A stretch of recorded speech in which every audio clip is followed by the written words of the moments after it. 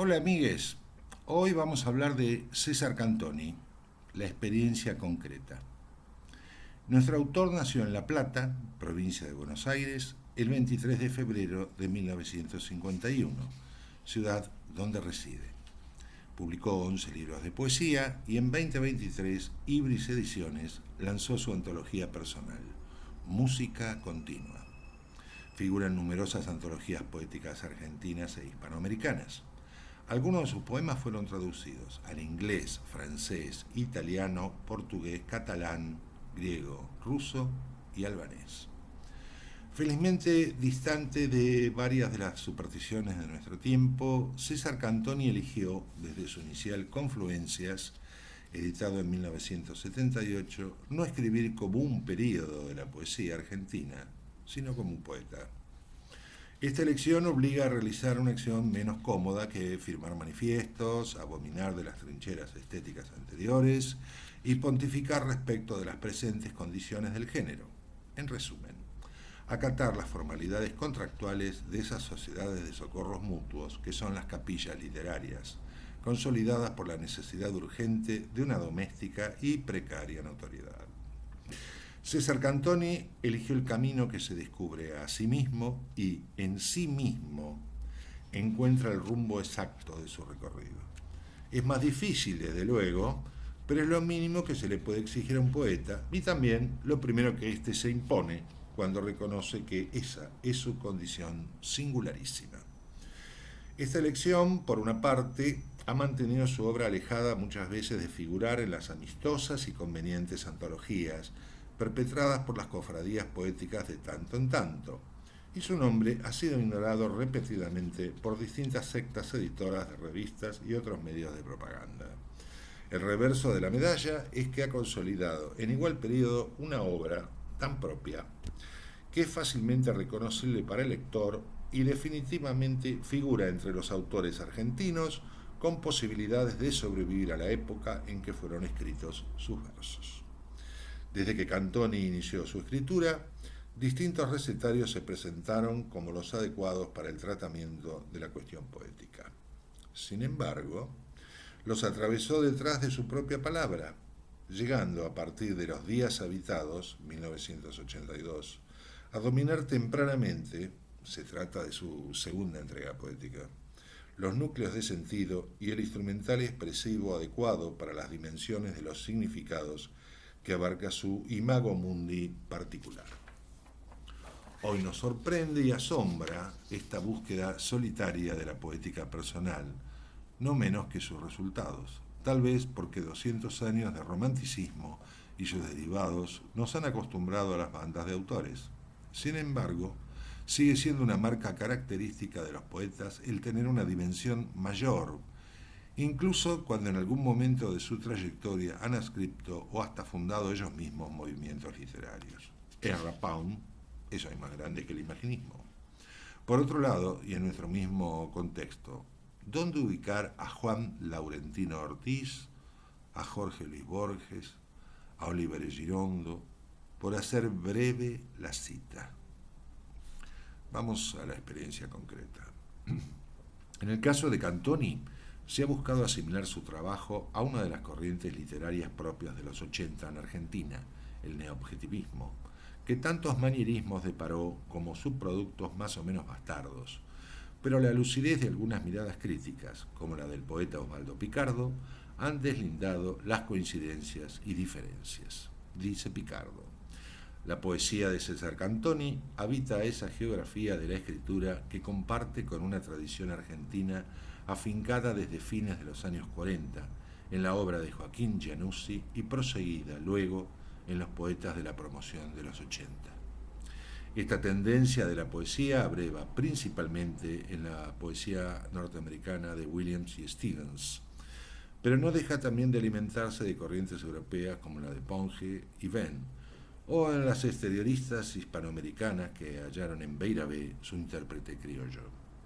Mal llamada neoobjetivismo, redundó en nuestros días en toda una amplia gama de epígonos hiperrealistas que se aplanaron en una superficie tautológica, tras la cual difícilmente se encuentra la experiencia poética. En el caso de Cantoni, Por el contrario, el poema desata la conciencia ante los fenómenos de la cotidianeidad que, en su manifestación concreta, contradicen los grandes relatos de la historia y la metafísica. El poema, a partir de entonces, no es sólo un trabajo con la palabra, es la aproximación a esa experiencia del vacío y la orfandad que se trasunta detrás de la superficie árida de las palabras. Los materiales artísticos están, así, destinados a la desidealización del lenguaje literario. Este procedimiento característico está fundado por un convencimiento raigal: la intemperie de la existencia. Un ejemplo es el poema Un surtidor en el camino, donde leemos casi como un arte poética la pregunta: ¿por qué un surtidor debería ser lo que no es? ¿Componer, acaso, una metáfora? ¿Encarnar un símbolo arbitrario? El paisaje vacío del desierto, con todo su potencial simbólico, sirve de soporte a un largo viaje en que se da el acontecimiento del mundo vivido o mundo circundante, aún en su estado anterior a la conceptualización. Es el mundo que los alemanes llamaron Lebenswelt, para definir el espacio vital de los fenómenos anónimamente subjetivos. En ese mundo anida esta poesía, para luego construir su exasperada crítica de la vida cotidiana y social. Cada banco es un lecho sombrío, la plaza entera un asilo de expatriados. De Intemperie, de Cuadernos de fin de siglo, 1996. En La salud de los condenados se hace explícita la sobrevivencia del testimonio de la derrota, una sobrevivencia en que cabe la pregunta por las desapariciones y la afirmación de una resistencia continua, casi eterna. Fin de la cita. El recorte que Cantoni hace, y aquel del que se apropia, respecto de las posibilidades que abre el realismo, objetivismo en el terreno poético, ha sido muy bien cartografiado por el poeta, crítico y ensayista José Di Marco, al señalar: si bien en Diario de Paso es posible reconocer algunas de las convenciones más palmarias de ese género de la memoria, predominantemente no literario y narrativo, también se tornan evidentes ciertos desvíos. La primera persona se desplaza y alterna con la tercera. No se toma nota del acontecer diario de una vida, sino que se recorta un periodo determinado de la misma. Se seleccionan determinados sucesos que no son necesariamente autobiográficos y se emplean el verso y otros medios propios del discurso poético, la anáfora, la enumeración acumulativa, el encabalgamiento, el hipérbaton, la metáfora, etc. Y si bien el testimonio de la inmediatez cobra un eco inusitado, su presencia contundente e incluso lacerante responde, más que a la aceptación de la perspectiva de un género en el que la figuración del yo prevalece como estrategia de composición, tanto a la tentativa de fechar la escritura, de apresar su advenimiento y dejar constancia del mismo, como al impulso de una poética que encuentra en lo concreto, en lo cotidiano y aparentemente banal, sus materiales predilectos.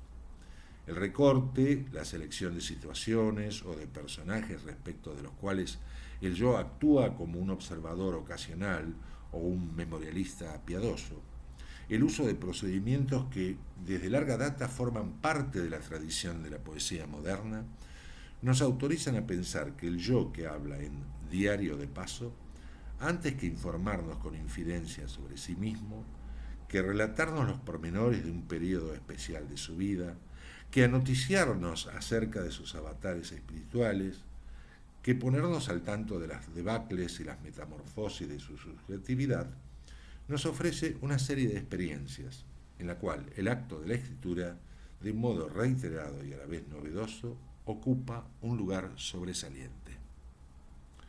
Prosigue diciendo nuestro crítico José Di Marco: el registro poético de lo que se ha experimentado con intensidad es el motivo que coliga, como una trama implícita, los poemas y hace que Diario de Paso no sea un compendio de vivencias ni una crónica de incidentes, ni un sumario de filosofía práctica o un manual de ejercicios espirituales, sino el testimonio lúcido e implacable de la escritura como una experiencia de y en el lenguaje, que con su fuerza súbita y demoledora convierte los datos autobiográficos, las acciones y las reacciones que un yo se atribuye a sí mismo, escribiéndose, en un mundo. Para que se produzca ese pasaje, ese traspaso, ese vuelco de lo meramente anecdótico y vivencial a un mundo que nos revela zonas inexploradas de la realidad y de nosotros mismos, la escritura de Cantoni se tensa, se vuelve perspicaz, elíptica y austera, se carga de resonancias y reverberaciones inesperadas en base a un pulso epigramático sostenido por la limpidez y exactitud de un lenguaje que, aceptando su carácter convencional, su arbitraria condición de sistema de signos, se lanza hacia un exterior que lo desafía y conmociona. Si Diario de Paso nos permite asomarnos a una intimidad inquietante, no se debe a que en sus poemas prevalezcan los efluvios melifluos de lo convencional. El lenguaje se libera de ornamentaciones vacuas y derroches sentimentales. El yo se contrae o se reduce a la mínima expresión, una excusa o una coartada para que la experiencia poética, la poesía como una experiencia sin parangón que inhibe los usos instrumentales y mecánicos de la lengua, ocurra, y para que la escritura sea el escenario donde ese acontecer se efectúe de un modo preciso, lapidario y para nada ostentoso. Así, en Diario de Paso se vuelve un testimonio categórico de lo que pasa y puede pasarnos cada día, es decir, de lo transitorio, contingente y ocasional, un testimonio de la finitud del ser humano que encuentra en la excedencia de sentido y las figuraciones propios del decir poético su medida indispensable. Fin de la cita. En el caso de César Cantoni, la edificación de esta obra tan personal ha tenido dos pilares bien reconocibles. El uno, ese estilo depurado, pulido hasta llegar a la médula más íntima y expresiva de cada verso, que le es tan característico. El poeta puede aludir y eludir los dos métodos por excelencia de la poesía, las tópicas tratadas, sin necesidad de acudir a los chisporroteos de la ambigua metáfora, ni apelar a la escenografía de un clima buscado. Su elección es la palabra más bien desnuda, directa, a la que hace recuperar su efectividad natural. Al leer a Cantoni, las viejas y usadas palabras castellanas parecen renovadas, más vigorosas, más significantes que cuando están insertas en otros discursos.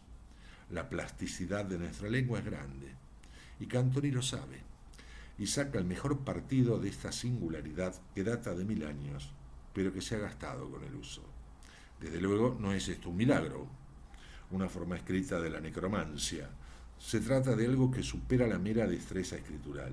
Es el testimonio de lo que se ha dado en llamar la inteligencia poética, la comprensión emotiva e intelectual del valor y las capacidades de la palabra escrita para referirse a sentidos que, paradójicamente, suelen encontrarse más allá de los límites mismos del lenguaje, tal la cantera de donde saca su piedra viva la poesía.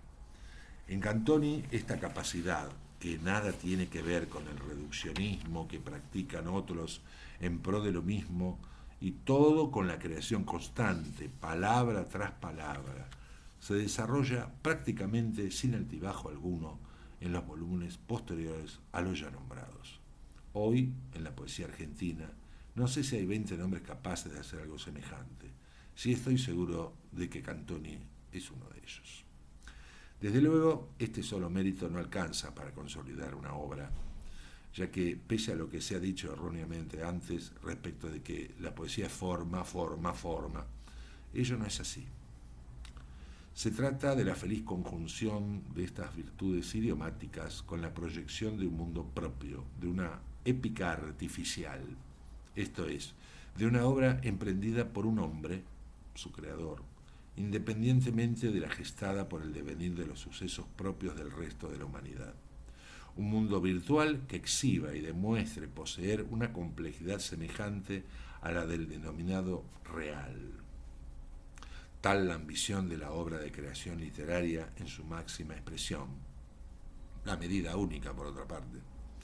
De Cantoni decimos que los esmeros de su pluma no empañan la precisión de sus versos para referirse a su complejo universo poético, que contiene básicamente todos los componentes del nuestro, desde la desesperanza hasta la contemplación de lo absurdo, de un tiempo-espacio que puede no tener otro sentido que el que deseemos darle, desde la conciencia de la fragilidad y la cortedad de la vida humana, hasta el deslumbramiento y la maravilla, aterradores a veces, que produce la frecuentación de los 4 temas eternos de la poesía: el amor, la vida, el tiempo y la muerte.